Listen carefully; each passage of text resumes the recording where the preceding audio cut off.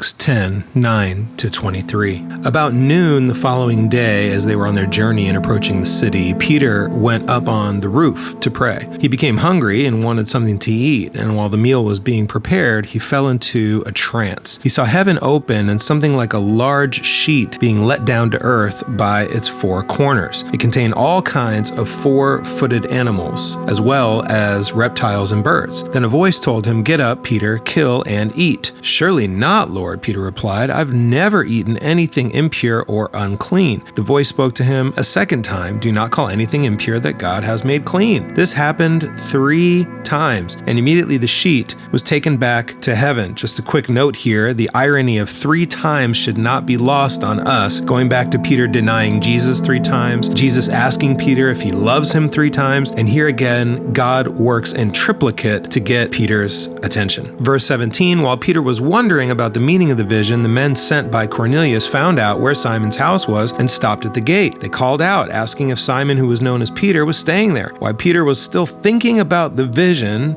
the Spirit said to him, "Simon, 3 men are looking for you." And there's a footnote here. It says one early manuscript says 2, and others do not have the number at all. This is a good time for me to mention that there are a few ancient codexes used as main sources to translate our modern New Testaments from the Greek. There's Codex Sinaiticus, found at Sinai in Egypt, about mid-4th century. It's got the New Testament and the Apocryphal books.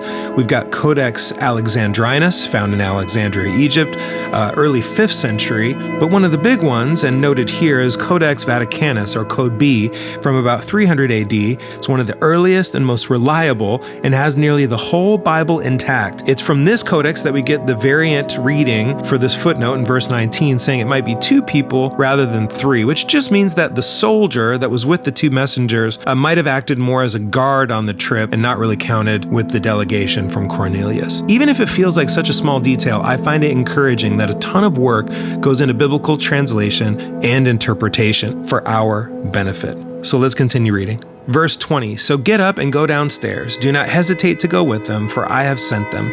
Peter went down and said to the men, I'm the one you're looking for. Why have you come? The men replied, we have come from Cornelius, the centurion.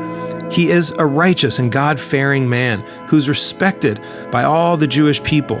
A holy angel told him to ask you to come to his house so that he could hear what you have to say.